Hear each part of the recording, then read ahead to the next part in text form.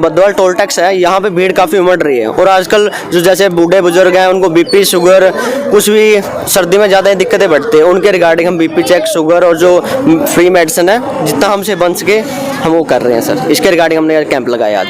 Clinic है, clinic के पहले 4 दिन की जितनी इनकम होएगी मैं फ्री मेडिसिन और बीपी चेक के लिए यहाँ लगाऊंगा और जब तक ये अपना आंदोलन चलता रहेगा मैं ऐसे सेवा देता रहूँगा। अब वो बूढ़े बुजुर्ग घर की गुदड़ी से उठ करके, घर की रजाई को छोड़ करके यहाँ आंदोलन में बैठे हैं, इसलिए डॉक्टरों का भी कर्तव्य बनता है कि जैसे डॉक्टरों को भगवान हम कहते हैं तो उन भगवान को अपने क्लिनिक, अपने यहाँ अस्पताल को छोड़ करके किसानों के बीच में भी आना चाहिए।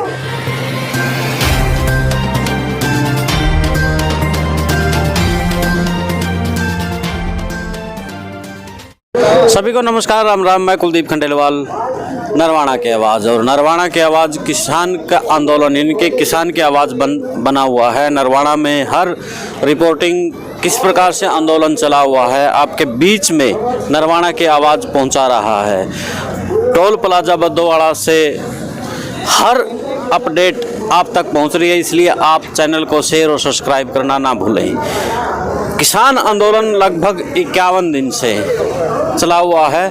कड़कती सर्दी भी पूरी प्राकृतिक ने पूरी डाली हुई है। उधर से किसानों का जो आंदोलन है वो पूरी गर्मी पकड़े हुआ है, यानी कि जितनी ठंड है किसानों के ऊपर उनके हौसले को पस्त नहीं भी कर पा रही है, वो उस आंदोलन को और गर्म करती जा रही है। तो हम नरवाना के किसान आंदोलन की जैसे आपको अपडेट दे रहे हैं। आज हम यहाँ पे एक साथी ने, किसान ने के पुत्र ने यानी कि फ्री कैंप लगाया है। जो भी यानी कि दिक्कत होती है यहाँ पे किसान को, किसी को, उनका इलाज के लिए फ्री कैंप की सुविधा दी है। तो यहाँ से मिलते हैं। तो डॉक्टर साहब, सबसे पहले आपका नाम? मेरा नाम सर डॉक्टर योगेश जाखड़ है। मैं श्री राम फिजियोथेरेपी क्लिनिक अपना हाउसिंग बोर्ड में सर। तो योगेश जी, आपके दिमाग में यानी कि किसान आंदोलन के प्रति जो यहाँ आपने कैंप लगाया है, ये आपको प्रेरणा किसी से मिली है या फिर आपने खुद ने ये तय किया? नहीं सर, सबसे पहले तो मैं किसान पुत्र हूँ और खेती बाड़ी से मेरी फैमिली जुड़ी हुई है। उसके बाद मैं अपनी डॉक्टरेट करके, इससे पहले मैं 1 हफ्ते का कैंप गाजीपुर बॉर्डर पे पिछले महीने दिसंबर में लगा चुके हैं। और किसानों के समर्थन के लिए 1 तारीख को ही मैंने रक्तदान शिविर भी लगवाया था, जिसमें 150 क्वांटिटी हो गई थी और फरीदाबाद से ही टीम आई थी। उसके लिए मैं सोच रहा था क्योंकि अब जो बदवाल टोल टैक्स है यहाँ पे भीड़ काफ़ी उमड़ रही है। और आजकल जो जैसे बूढ़े बुजुर्ग हैं उनको बीपी शुगर कुछ भी सर्दी में ज़्यादा दिक्कतें बढ़ती हैं, उनके रिगार्डिंग हम बीपी चेक शुगर और जो फ्री मेडिसिन है जितना हमसे बन सके हम वो कर रहे हैं सर। इसके रिगार्डिंग हमने कैंप लगाया आज। तो डॉक्टर साहब, जैसे कि आपने तमाम दवाइयाँ वगैरह भी यहाँ पे रखी है, बुजुर्गों का ध्यान रखते हो। जैसे आपने बताया कि बीपी शुगर की भी बहुत ज़्यादा दिक्कत रहती है, तो यहाँ पे आप उनको सुविधाएं दे चुके हैं।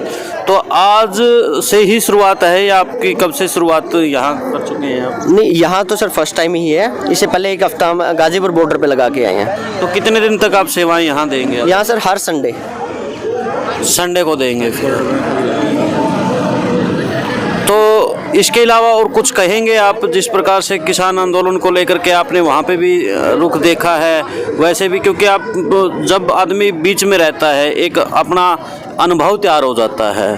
तो आपका जो अनुभव रहा है वो बताएंगे? नहीं, मेरा अनुभव सर ये रहा कि जैसे जो किसान भाई हैं सुबह से लेकर शाम तक, मतलब दिन रात यहाँ तो आ ही रहे हैं। और वहाँ जो गाजीपुर बॉर्डर है, टेरी बॉर्डर, वहाँ दिन रात बैठे हुए हैं। उनके रिगार्डिंग जो यहाँ सुबह से शाम तक जितना हमसे कैंप बन सकेगा हम हर संडे लगाएंगे। और जितना मैंने ये सोचा, जो मेरा क्लिनिक है, क्लिनिक के पहले 4 दिन की जितनी इनकम होएगी मैं फ्री मेडिसिन और बीपी चेक के लिए यहाँ लगाऊंगा। और जब तक ये अपना आंदोलन चलता रहेगा मैं ऐसे सेवा देता रहूँगा।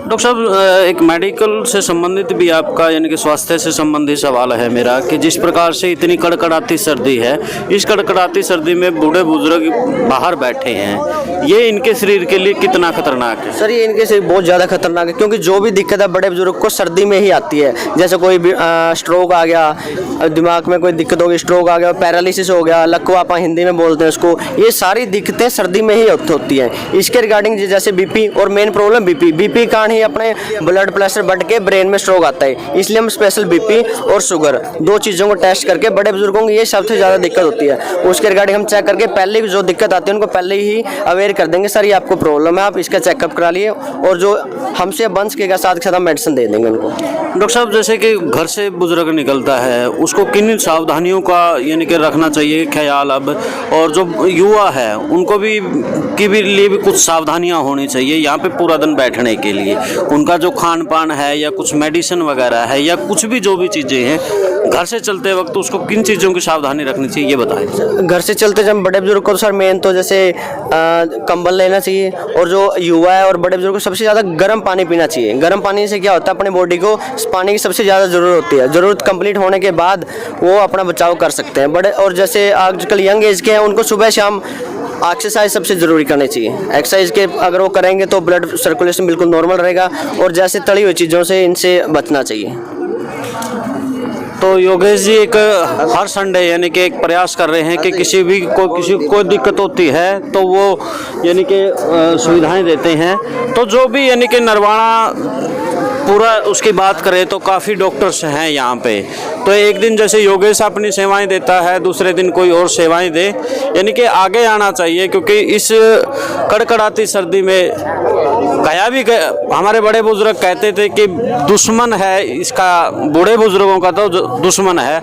अब वो बूढ़े बुजुर्ग घर की गुदड़ी से उठ करके घर की रजाई को छोड़ करके यहाँ आंदोलन में बैठे हैं। इसलिए डॉक्टरों का भी कर्तव्य बनता है कि जैसे डॉक्टरों को भगवान हम कहते हैं तो उन भगवान को अपने क्लिनिक अपने यहाँ अस्पताल को छोड़ करके किसानों के बीच में भी आना चाहिए। तो इन्हीं शब्दों के साथ जिंदाबाद।